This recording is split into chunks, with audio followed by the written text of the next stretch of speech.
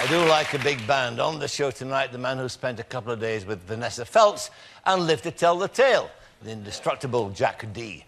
Then there's a young pop singer about to seek fame and fortune in America, the ambitious Ronan Keating. Now, first up, a man who's not so much an actor, more an institution.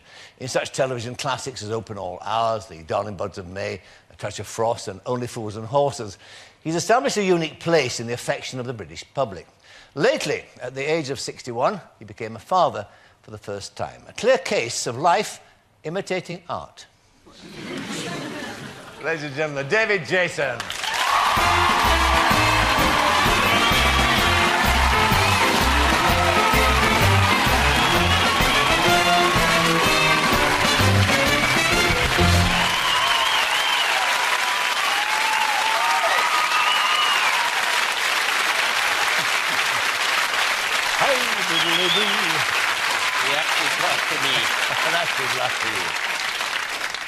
Father at 61, eh? Yeah, who'd have believed it? What, did you believe it? No. Just shows you were still capable at our age. That's true. Yeah. That's, of course, that's the plus, I suppose. But what was your reaction when you first were told that? Well, I think that, like anybody, well, certainly when you get to a certain age, I think that it's fear and trepidation. You believe all the stories, don't you, about, oh, you'll never sleep again. Well, this is the end of sleep. You'll be sleep deprived. You won't work again. You'll be dead before the end of the year, and all of that went on. But then, when she arrived, it was quite an emotional moment, I must admit. But what happened was, which I thought was quite funny, I went into the operating theatre where Jill was delivering the little dot, and she was behind a little curtain thing, and the place was full of, operating staff and anaesthetists and all of this. And he took the baby out and wrapped her up and brought her to me, and I was at Jill's head. Well, of course, every single person in that room all came from behind the curtain to watch me, to see whether I was going to say, oh, it's a little baby. What have you discovered the truth to be about babies then? Now you've got one of your own. I mean... Oh, what do you mean? The old sort of fart machine, do you? Well, yes, that's it. Yeah. Well, what I've noticed, it's a strange, interesting thing I've found, that it's quite amazing. I mean, apart from your pour milk in one end, it hangs about a bit in the middle and then it scoots out the other end. I've learnt that. But the most amazing thing was that what they do naturally, she was 2 to 3 days old, whatever, and milk was going in one end and hanging about a bit in the middle, and then only 2 or 3 days old, she suddenly started to go... and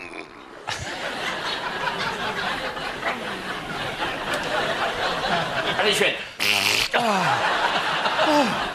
And you thought, how can it do that at 2 days old? How does it know how to do all of that? And she did. And she goes red in the face as well, like I did. Why can I ask you a personal question? Why wait till the age of in your 60s to have a child? Well, I didn't actually wait. I mean, it was thrust upon me, I think. I think that really one of the things is that my career has been sort of in reverse, or my life, rather, has been in reverse, is that I spent most of my life working in a theatre. And one of the things that I wanted to do, it wasn't fame, and it wasn't money, though I always wanted to succeed, which I think is different. And the only way that I could do that was to try every job that I got to be better than I was in the last one, to learn. And because of that, I needed to be footloose and fancy-free. I needed to go where the work was. It wasn't that... As soon as it started to get heavy with a relationship, I'm afraid I was one of those off, it's gone. Only because I knew that, for me, I couldn't be responsible for a family and do the work, the sort of silly work that I was doing. So now it's sort of reversed itself. Some would see that as a fairly ruthless declaration. Oh, I suppose it is, really. But, I mean, in this business, you have to have what they call an idiotic determination to succeed. I mean, if you give up at the first 2 or 3 fences, you're finished. I worked with an awful lot of good people many years ago in the theatre, and unfortunately, as good as they were, I've never seen them since. Bless their cotton socks if they're out there. I think we're all wonderful, absolutely. Yes, but so the determination is the key to it, and has been in your career, to the extent of cutting out all else that was you regard as being superfluous to requirement, basically. Yeah, I suppose so. Yeah. Let's go back to your early days, because in fact you came from a working class background, and it's not normal that to assume that you're going to become the star that you are on stage or screen or wherever from that kind of background. First of all, let's clear up something that comes up all the time in the cuttings. You were a twin.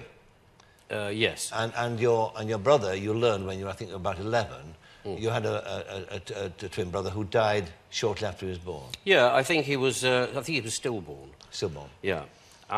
Yeah, I would like to sort of lay the ghost that what happens with some journalists, and not all, but some journalists, they just take the bits out of cuttings, and sometimes it's a spokesman, a close friend, said. And I don't know where this story originated, but I thought there's time that perhaps with your help here, I can lay this ghost and say that it didn't happen. First, my mother, was not called Jason. My baby brother, was not called Jason at all. That was a complete invention of mine much later. But the most important thing, which is, you can see it sometimes, they keep repeating it, that my mother was supposed to have buried the baby in the back garden.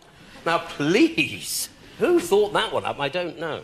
But it's things like that, and you think, don't you realise how hurtful and cruel you're being sometimes?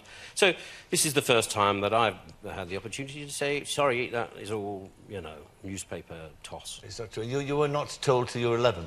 No.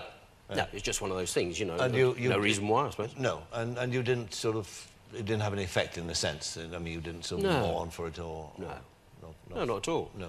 Because what you haven't got, you don't miss, if you see what I mean. Yes. And I was about that age when my mother just came out one day to tell me, and I suppose, you know, it was quite a moving moment, but not one that I ever carry much flags about, because I never met him, really. What sort of kid were you?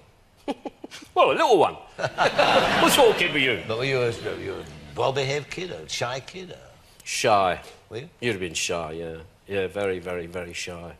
I mean, that's one of the reasons we go into the theatre. Well, I went into the theatre, was, you know, it was at school. And you'll find that the smallest people usually turn out to be in comedy because they have to survive. And I saw a picture out there of Woody Allen. I mean, Jesus Christ, how did he manage? I mean, look at the state of him. He's like, you know, he's like a lavatory brush as it is. With those glasses.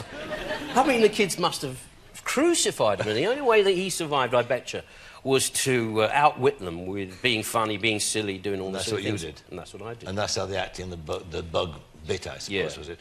What was your first professional experience, your first professional engagement? Because you had a job as an electrician. You had your own company, didn't you? You were engaged when you were 22.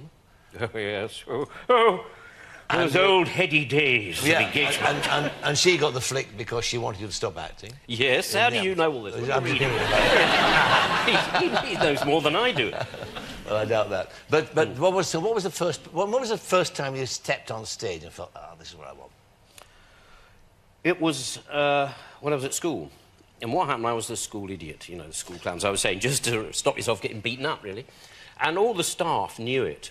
And there was the end-of-term play, I remember, and the leading man had got the mumps, like 3 or 4 days before it was to go on. So we're all in the class going, you got the mumps, let me do this. And then the teacher said to me, White, the headmaster wants you to take over the lead in this play. Oh, no, I'm not doing that. It's sissy, isn't it, You know, real boys don't do that, it's girly. So, all of us lads, it's girly, we wouldn't touch it. Anyway, the headmaster came to see me and he said, well, let me put it this way. Don't have to make me ask you to do it. Oh, no, don't ask me to make you to tell you to do it. Now, don't ask me to make you to tell you to do it. By the time the play finished, I still hadn't worked out what he meant. But I did do it, and what it was, I did something, whatever it was, something silly, whatever. And the whole audience, it was invited audience of parents and things, laughed. I went en masse. Now, it often created a bit of a laugh for the lads who all used to laugh. But when you hear that massive laugh, from complete strangers. It was, and I've never forgotten it, and it never goes away. It's the biggest and best drug you can possibly have. It is so rewarding. And once I heard that, I thought, God, this is it. This is what it does. I suppose, too, in working in the apprenticeship that you did, I mean, you travelled around the world, you worked on the theatres, you never stopped working, and you had a long apprenticeship, that you meet people who influence you. And in your case, again, reading about you, it seems to me that Ronnie Barker was a key man in your life. I mean, you came to him fairly early on in your career and did some very outstanding work with him. What was it about Barker that attracted you to him, and what did you learn from him? Well, I had a lot of wonderful people I worked with. Bob Monkhouse was very influential in the early days. But the most important thing about Ronnie Barker, was what I learned from Ronnie, was apart from his tremendous skill and ability, he was very naturally a warm person. And in other words, he would say, you don't remember that we must enjoy it because we work long hours and this is our job. But we're very fortunate, so it ain't brain surgery. So we should enjoy it. So though he was a big star, he was extremely generous to me. You also, I mean, you became, because of him, known as the Phantom Raspberry Blower, didn't you? Oh, yes, my dear. What was the story behind that? Well, I'd been working with Ronnie for some time on a show that he did years ago, and I played it in a lot of sketches, little tiny small parts. And he was doing a Spike Milligan a script called The Phantom Raspberry Blower of Old London. So Ronnie and I, when we used to work together, he occasionally, if I was going to do a pratfall, for example, I wouldn't do the pratfall in rehearsals. I would just go here, and I go and fall on my back. So I used to do that quite a lot. And then one day when he was doing the Phantom Raspberry Blower, he said, how can we get to do the bloody raspberries? Because the finale was the Phantom Raspberry Blower blows raspberries to the 1812 Overture. And if you've ever sat in a studio with Ronnie Barker outside the studio going... Very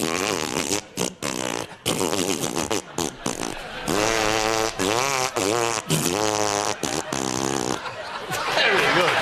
Thank you. Thank you. Please.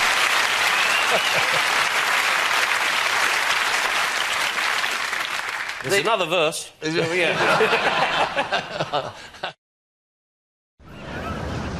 I mean, the defining show for you, the thing that changed everything for you, of course, was Only Fools and Horses, wasn't it? I mean, that was... you weren't not the first choice for that. What? Well, probably, I've just seen a BBC memo which says you're the third choice for it. You didn't know till now. Well, it's too late now, I'm sorry. Well, the other two couldn't have been very good, could they? No, you're right, yes, it was a bit of a strange hit and miss, that one. Yeah. But, I mean, did you mind it becoming so influential in your life? I mean, it must have taken over to the sense where you became confused with Del Boy in the public eye. Yeah, I think that this is sort of something that happened, and I really worked quite hard eventually to move away from that, because you get identified with the character that you play. And I'd go walk down the street, I'd go, and if anybody saw me, they'd shout from buildings, tops, from cabs, from everything. Where's Del Boy? Where's Rodney the Plonker? So, in the end, you started to think, well, am I David Jason or am I, Del Boy? Yeah, Del Boy, yes. So, it was wonderful. I mean, it was a wonderful, wonderful time. We had so much fun. And I must tell you this, that Nick and I used to say it sometimes when we were having a particularly good rehearsal, that, I mean, the scripts were just magic. I mean, John Sullivan was just a genius. But we would often say, God, isn't it amazing? We're getting paid very well to make ourselves laugh. Isn't that a lovely thought? Yeah, it's wonderful. Yeah. But tell me about the genesis of the character itself. Because, again, you say that the writing was good, and it was superb. Brilliant. But you have to flesh it out. You have to give it an independence, which the writer can't give. So where did he come from? Well, I look at the script, and you get the script, and then you get a feel for it, and then you read it. And the best way is to read it with someone who's going to play the other parts, so that you get this interplay. And what happened really was that when I was working as an electrician, I met a character who ran a business in the East End of London. We did a lot of work for him. He used to do a lot of work for the pubs down there. And the thing that I couldn't get over was that there was this man with the camel hair coat, the tie, the beautiful pressed shirt, the slacks with the crease that you could cut your finger on, beautiful high-polished shoes. And yet, when he opened his mouth, he said, "All right, Sam, what are you doing then? All right." It didn't work. I couldn't understand. And no reason why I shouldn't. No. Don't get me wrong. But I'd never met anybody who looked so smart and spoke so badly. I mean, they were posh people that dressed like that. Yeah. And he left such a mark on me that when I was developing the character of Del Boy, I began to see that there was this man who was in love with, his image. Yes. And he's a great body language person, he's all posy, like that. What does that mean again? Well, it's, I'm confident, I am in control, you know what I mean? Nothing wrong with that.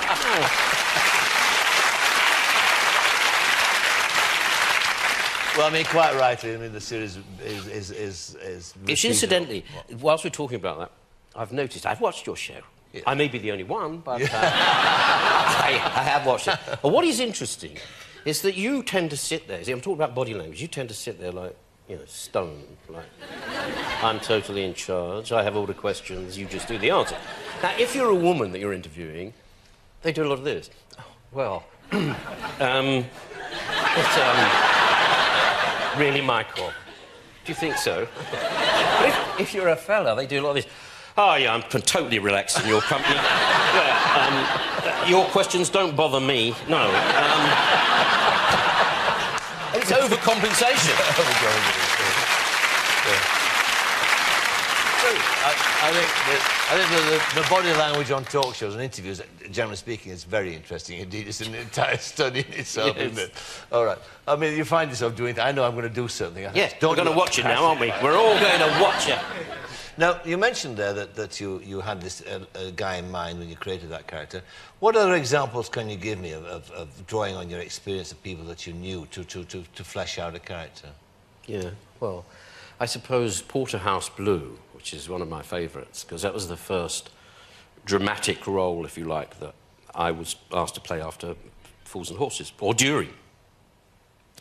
And what it was there was such a manner about the man, ex-army, spit and polish, very confident, but brusque. And he reminded me of my father, who had those qualities. Mm. And I brought some of my father to that character. Yes. Your next venture, apart from changing nappies, you mean? Well, we'll come back to that in just a moment. But in fact, it's partly autobiographical, well, very autobiographical. You're intending to make a film about, a television programme, a film, I suppose it would be, about your teenage years. Now, tell me about this, because I do know about it, but I'm rather upset by the premise. But go on, tell them the premise. Well, we shouldn't be... Well, tell them what the premise... Tell them what the premise is, then they'll see why I'm upset. What's the premise? Well, the premise is that, and this is based on the true story of three lads who lived in North London, who'd never been out of... It's you? Yeah, well, loosely based on the three of us. We were motorbike mad because in those days it was the only means of transport that you could have. It gave you freedom, a great, wonderful freedom. That today, you see, you have a motor car. In those days, it was unheard of. At our age, we had no money, we were little apprentices and whatever. Anyway, so we decided that we've been around we're about 18 now, and we haven't, done the Ibiza at all. We haven't. What's that? You're still virgins? Oh, I wasn't going to say the word virgin. Oh, dear, here we are. Yeah. So... we were very, very shy. We couldn't, chat a bird up to save your life. And they used to go across the dance floor, and it was like going into the mouth of hell. You'd be walking there, and there'd be 3 or 4 birds that were dancing around their handbag, and you'd go up there and say, "Excuse me, can I break you up?" "No, you're too short." Which actually happened. So the chances of success were very remote. So we decided that we thought we've got to go somewhere where the living is easy and the women are even easier. So what happened was we looked up and we came to this conclusion that any girl north of Watford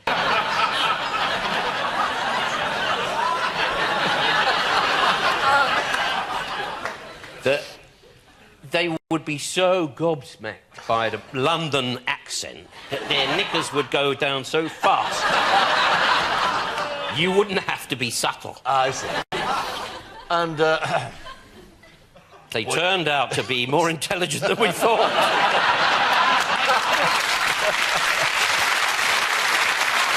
Yeah. All right, so now, there we are. 60s now, family, all ambition. Family, one family, and a wonderful lady called Jill. Any more children? Any more what? Women? Children? No.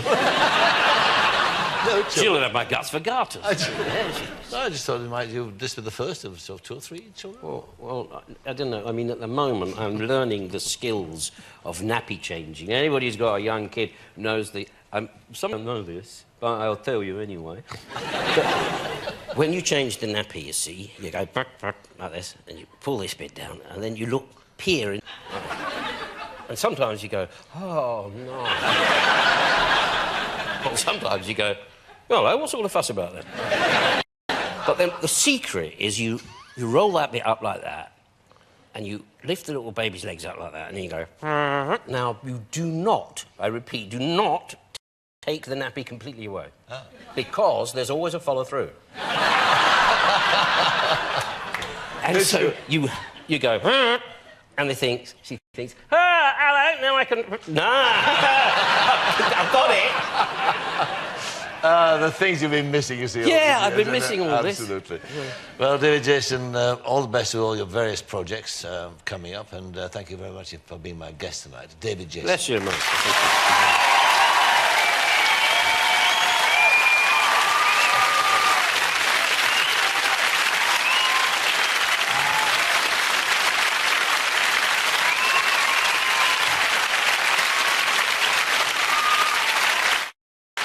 Music now, and the good news is Ronan Keating will sing 2 numbers for us tonight, and they couldn't be more different. Later on, he'll be singing his new single, which has just been released. Before that, he's going to sing one of the best loved songs of all time, his version of Over the Rainbow. Welcome, please, Ronan Keating.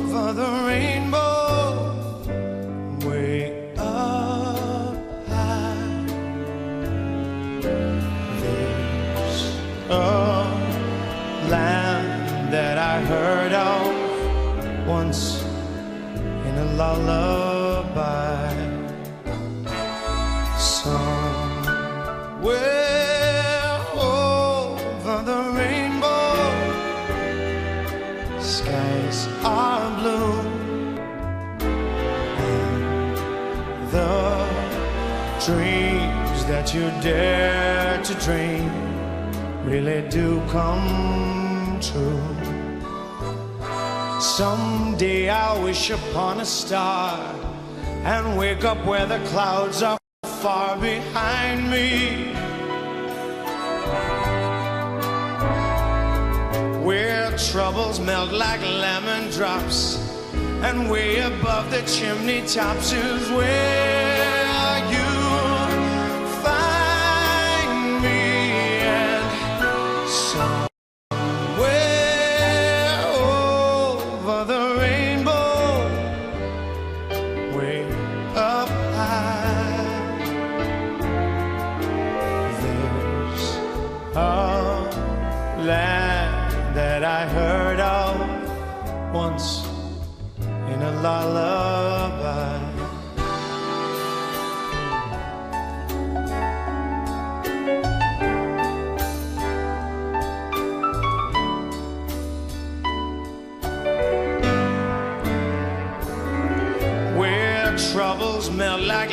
drops, and way above the chimney tops, that's where you'll find me. And somewhere over the rainbow, skies are blue.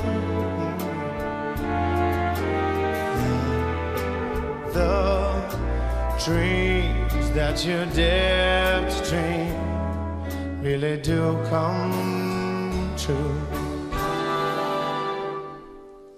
If happy little bluebirds fly beyond the rainbow, why, oh, why can't I?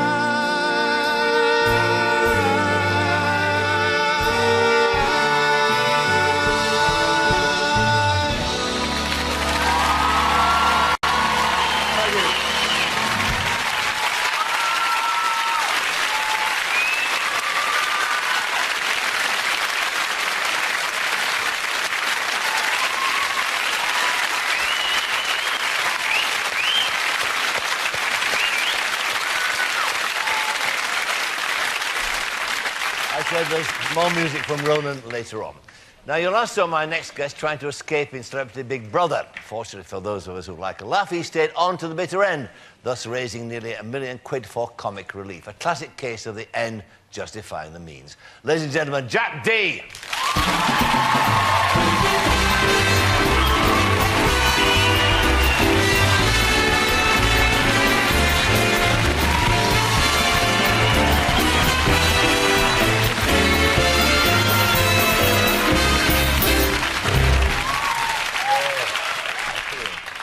So, let's tell me all about this Big Brother. Oh. Tell me about the escape, first of all. I mean, did you really feel you had to get out of it?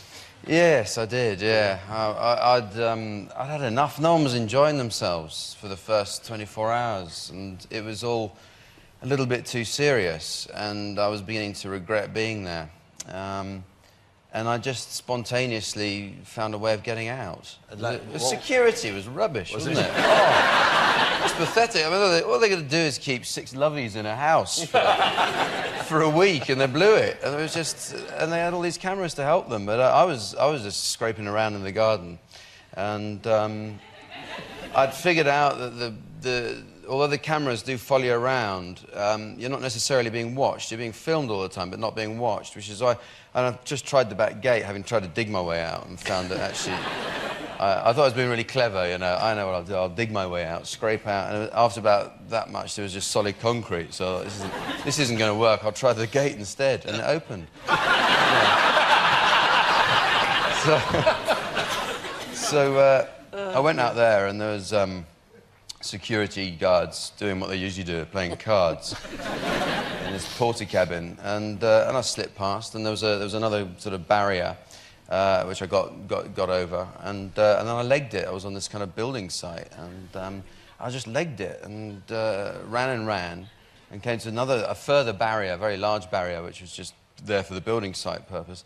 Over that, and I was on the main road, and I thought that was it. I'm gone. That's it. I'm not on telly anymore. and I was walking around, didn't know where I was, and wondering whether I should go back or just keep going, try and find a phone box, phone home, you know. And this bloke came down the road and just looked at me and said, "Jack!" I thought, oh God, I'm going back. It was it. I had a chat with him, and asked where he was. I was in Stratford East, and he went off on his way. And I thought, what do I do now? I've actually escaped from Big Brother. The one thing that no one's meant to do, and, you know, I just did it. I'm not there anymore. And I just had to think, well, you ruin it for everyone. So I was trying to get back in without being seen. That was my thing, but it would have taken too long. By then, the security knew I was gone. It was about an hour later. and they were all wandering around in their yellow coats with these sort of Alsatians, retired guard dogs, pathetic ones with no teeth left. And they were wandering around the outer perimeter of Big Brother going, Jack, Jack. I thought, oh, this isn't very cold at sea, is it? So I was down in the grass and I was dirtying up my face and trying to make it more exciting. And then I got bored and just sort of let them find me. What was it really like, though? I mean, were the moments in there where it really got on your nerves? You really thought, what the hell am I doing here? I mean, I know you were there raising money for charity. You raised an awful lot. But was it just when you think, oh, God, I mean, what's all this about? Yeah, there were plenty of times like that. I mean, the tasks and, I mean, as you know, various people took it not as well as others, shall we say, you know, and... well, the girls were fragile, weren't they? I think that they were more vulnerable. I think that they had perhaps more to lose in a way, and because I was, you know, I'm a comedian. If I make an ass of myself, then I've done my job. That's what right. I mean? Exactly. And no one minds. People like me for it. That's okay. Yeah. And yeah, I know. You know, Vanessa took it quite hard at one point, and you know, I actually think she contributed more in a way than anyone else because she suffered more, and it made it into a drama. I think that's when everyone started watching and feeling they really had to watch. Yeah, that's right. It was voyeuristic, wasn't it? Yeah, it really was. Well, I wasn't watching, but I mean, I could... But it was. I mean, with you, you're quite right, it was a very good comic term. Yeah, I mean, I think that comics would prosper in that situation because it's the stuff of comedy. It was the opposite, and once that had happened, I felt, oh, good, I felt I was there on my own terms after that. I hadn't kind of just been, you know, had my arm twisted into doing it. And then I started messing around. Then I was obsessed with the idea of escaping again. I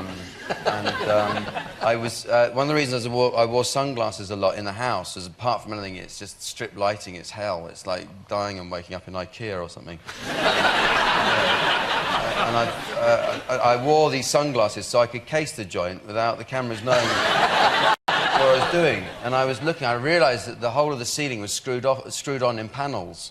And the only room where there was no cameras, but they still had these panels on the ceiling, was in the loo. So when we got these tasks given, usually was you're doing a sculpture or something, and there were tools, and I pocketed a few tools, and I got to know where the cameras were, and I'd distract them or something, thinking I was distracted. Look over there, you know, thinking the 26 cameras go, well, and I got these tools, and I was hiding them away in the loo, and then Anthea came out and said, "There's a pair of pliers in the toilet." And the whole thing of being observed all the time is kind of creepy. That is spooky, no matter what reason it might be. Especially at night when you put the lights out and there's all these mirrors around and you just see this bloke behind the mirror, you know, and he's filming you. And for some reason, the girls' dormitory always have more cameramen. I wonder why.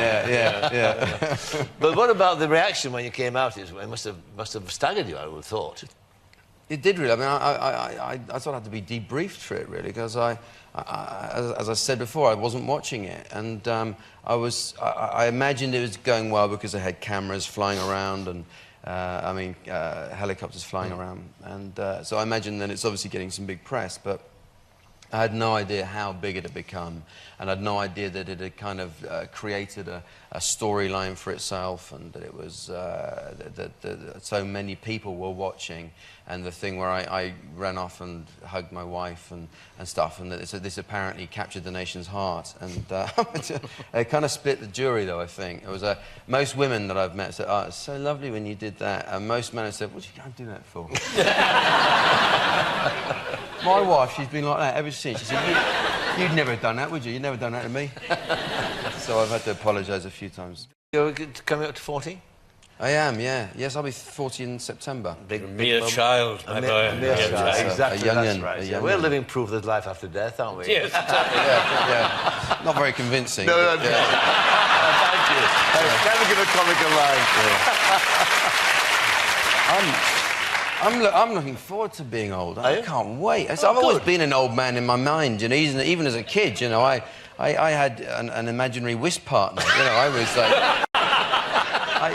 I was always a little old man in my head. I loved old people and watching. I wanted trousers up to here. That's what I, you know, with like the 3-foot zipper all the way down there. Fantastic thing to wear. And the old pocket said, yeah, that's one of Grandad's special sweeties. Thanks, Gramps. You keen on warm toffees? Yes, I thought of putting a chairlift in on the show, actually. I think a chairlift would be a good idea. Yeah, the old stairlift. Stairlift, yeah. Stairlift, yeah. Yeah, I think that would be... I'd love a stairlift.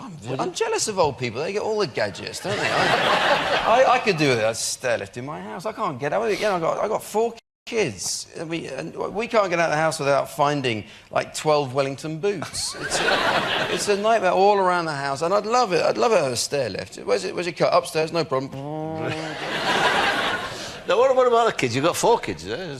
I've got 4, yeah. A mature father now, a guy who knows everything about you. I'll tell you all about it later, David. Thank you. Yeah. Any tips you'd like to pass on to him about what's to come up in the future? I was hoping David would have a little bit of sick on his shoulder. That's the telltale sign. I think you changed your jacket before. That's the other jacket, yes, that's right. It's down the back normally. Yeah. It's a lovely moment we go like that and we go, wow. Thank you, darling. Yeah. We had twins 3 years ago, and that's an interesting what you were talking about earlier, which is very moving. But you know, the very funny idea with twins where they get off. I mean, they're completely different, the two of them, totally different. Miles, I got in from Big Brother, and he said, "I know where you've been. You've been living in the telly, haven't you?" It's a wonderful, simplistic view of life. Yeah, it is. I love that way of seeing the world. Right. And Exactly. they have a very literal translation of what happens to them. I remember when Hattie is my oldest daughter, she'll be 9 this year, but when she was about 4 or something, she was really interested in the way the postman delivered stuff and loved that. So we, being soppy parents, thought, well, for her birthday, we'll make sure that the postman delivers her present on the day. And she'll be thrilled with that, because it'll be a special thing. It'll postman with a parcel for her, and it's a lovely present. So we arranged it. It took a long time. And I said to the postman, look, do you mind, can you do this? And he said, no problem, I'll sort it out. So the big day comes, postman knocks on the door. Oh, Hattie, it's postman. She goes in, and she couldn't believe her eyes. There's a postman with his doll's house in his hands, you know, fantastic. And then my parents arrived and said, what did Mummy and Daddy give you for your birthday? She said, nothing.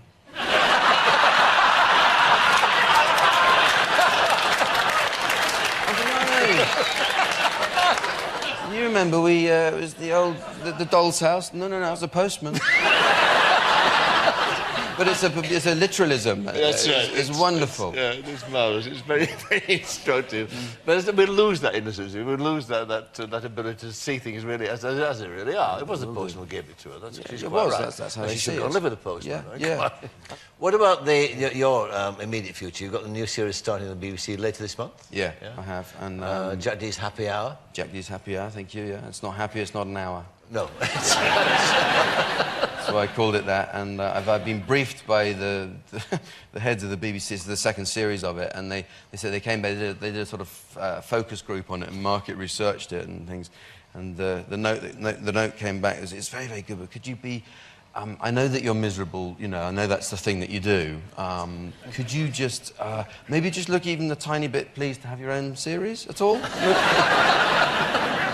So are you going to be a cheerful chappy then? I mean, you're going to well, I'm doing filming some of the inserts with some of the bits and pieces. I go out and sort of find out really a bit about why people do various things and what it is about that thing that they do, their hobby that makes them happy, or their activity in the evenings. And we've done for the last series I went to a gay club, which is very popular. People liked seeing me in that situation of being kind of uncomfortable and well, you know, but it's genuinely trying to see what it is that people like about that scene. Did you find out? Well, I overlooked the fact that I'm not gay, so I didn't.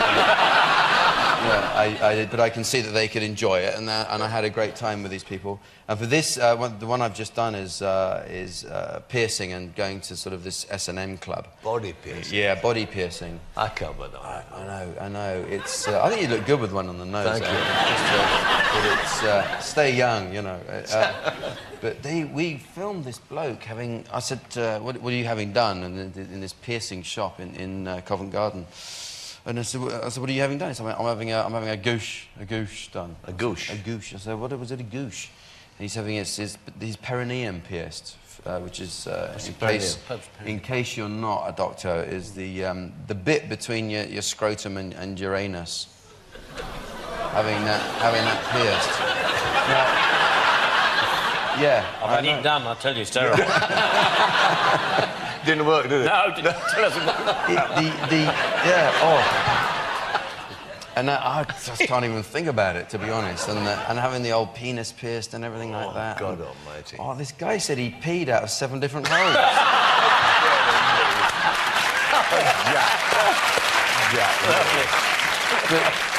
But you know, I mean, it is interesting, and there's a crossover area because, you know, ears get pierced. We don't think twice about that because culturally that's acceptable. Yeah. Nowadays, it's quite common to see the nose pierced, and that can look very pretty, I think, on some people. You? Yeah, well, yeah, I do think that can look nice. And the eyebrows? I'm not sure. The eyebrow is borderline for me. That's beginning to look painful, and the lip. I'm trying to keep up with the. Who is it? Is it one of your children that's had this done? No, thank God, no. Yeah, but the tongue is difficult for me to cope with that, and but you know, again, these are cultural. In other parts of the world, it's tribally that can be, you know, a rites of passage that you would go and have your perineum done. What, you know, when you're 14, if your dad had said, "Come on, Mike, you know, you're a young man now. I'm going to put a nail through your scrotum. You don't know." Yeah. But, well, it sounds fascinating, Jack. It really does. You guarantee all this little watch it, that's for sure. Yeah, with legs crossed. Yeah, exactly. Yeah. All right, for the moment, Jack D, thank you very much indeed. Jack D.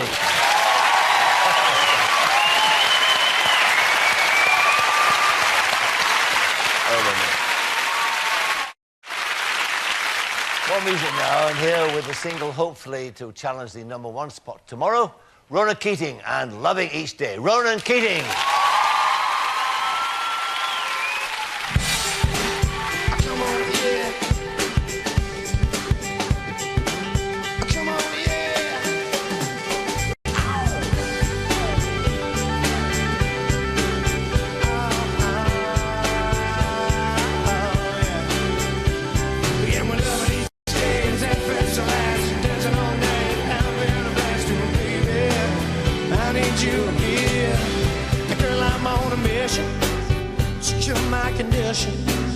Cause without you kissing, my heart's just a prison. So I'm hoping and wishing that girl I'm say yeah. Cause every time you leave me, I'm sad. And chilling, I'm glad. So let's not go forgetting what we have. Cause it's bad.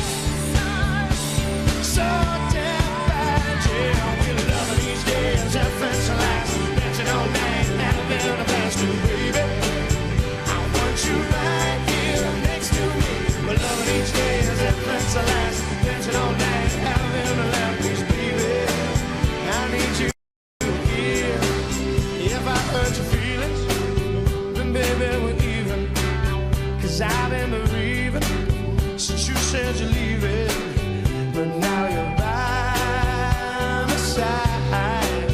Let's not fight, cause you're right. Every time I lose you, I'm lost. No more you versus me, girl, it's just us. Cause anything without you's just a bust. Baby, trust me.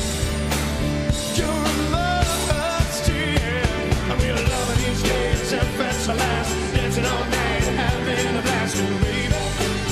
I want you right here next to me. Well, love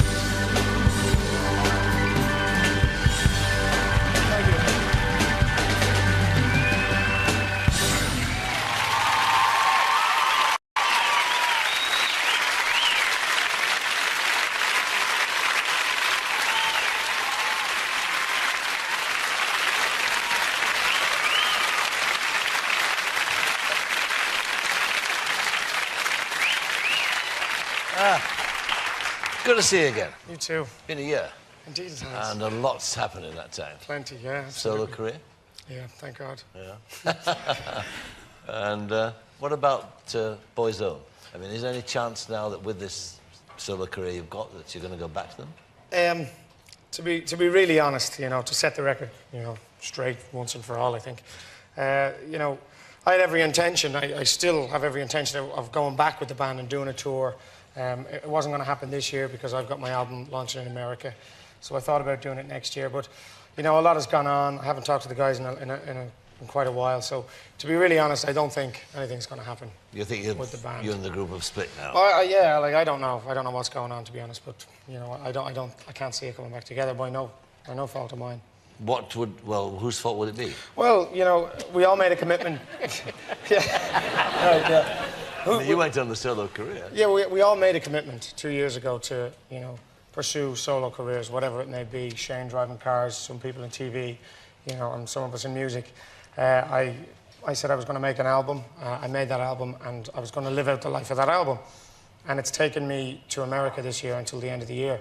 So I can't, you know, and the whole deal was supposedly, well, from what I heard lately, that it was supposed to be a tour at the end of the year. So basically, I've got commitments in America. You know, I'm happy making music for a lot of people. I've made a lot of people happy with this music so far, so things seem to be going well. So basically, I mean, brutally frank, you don't want to go back? No, not at all. Absolutely not. You know, I had so much fun in the band. I loved it. I loved touring. I loved being with the guys. We had a great laugh, and I would hate to think that it would all fall apart just like that. You know, I would hate to think that. What do you think their reaction might be, though? God knows. I have no idea. You know, I haven't. Will they be upset? Well, yeah. I've heard all sorts of stories. I don't know what's going on. I haven't talked to the guys, so you know, there's all sorts of newspapers saying this and saying that, and you know, when that starts to happen, it all gets a bit nasty. But the situation, as far as you're concerned, is you think it's in your past now. Well, it looks that way, but you know, who knows what tomorrow holds. It's in the past. Right? All right, okay. You said that. Quite obviously. Because, I mean, America beckons. Yeah, well, I've launched, the single comes out on May 15th, Loving Each Day. In America, hits the radio. And I go out there June, July, August, September to promote the single and the album. It's going to be tough, isn't it? It's going to be really hard. It's a massive country and there's a lot to do. But I'm willing to do it and I'm looking forward to it. Taking the whole family out, we're going to live out there for a few months. Now, I mean, there haven't been too many singers, English singers, or bands, indeed, have cracked in America. Yeah, no, the English lately haven't had much luck trying to break in America, but the Irish have had loads of luck, so we might get away with it. Hopefully, you know. But why is it, do you think, that the British bands and British acts have not succeeded in America? There's been a question of talent, attitude? I probably, maybe attitude, I would say. You know, Attitude. I've been out in America, and you've got to play the game out in America to make it happen. You've got to let them believe that it's all their idea. You know, the American record company. You've got to make them be on board as much as possible, and let them believe, like I said, it's their baby.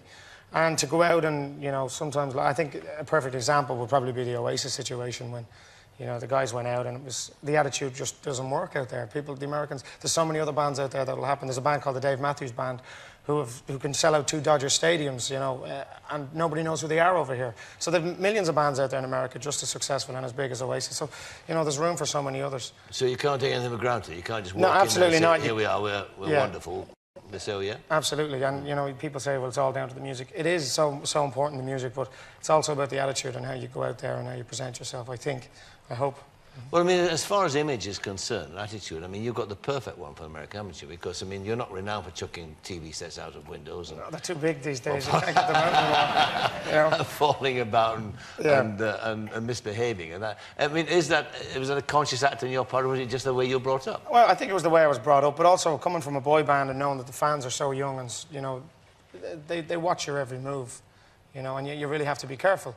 So coming like there is a knock-on effect. Well, absolutely, you know, absolutely. Young people, they see you smoke and they want to smoke. They see you drink and they want to drink, and it's hard when you're in a boy band like that. You got to be careful. Yes. Because they're very influential. So you know, we always tried to be careful.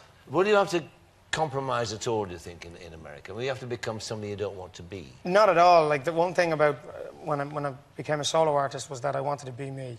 You know, the clothes that you see me in, when you go down the street, you'll see me, well, besides a leather suit, but usually jeans and a white T-shirt or whatever I'm wearing. That's usually what I wear when I'm at home. And I wanted to get rid of the black suits, the Gucci, the Prada, all of the labels, and just become, you know, the person that I am. And it's worked for me. I feel very natural. And what about that song you sung first up? Somewhere Over the Rainbow. Yeah. Yeah, basically, the reason I picked that one, it was a song that was being played. Eva Cassidy's kind of brought it back into fashion again since The Wizard of Oz. And it was a song that was played a lot when Marie was born. I was going to and from the hospital and That's your daughter? My daughter, yeah, Your 8 weeks latest ago. edition. Indeed, the latest edition, yeah. It was a song that was being played on the radio a lot, so it's something special. It's nice. It's a lovely, lovely song. Yeah, it's a beautiful song, and it's hard to do it justice, so I hope I did some sort of justice tonight. When you think about it, you know, we've done our bit toward populating this earth of ours. I mean, we've got 10 kids between us and 5 grandchildren. Don't look at me. No, no.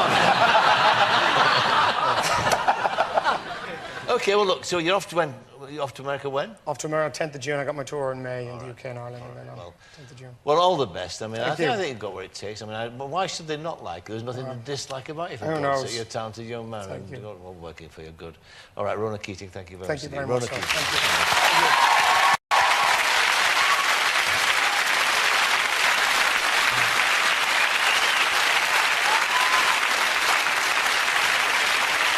Take our leave of you with Laurie Holloway and the big band, working out on a classic by Roger and Hart called This Can't Be Love. From all of us here, a very good night. Good night.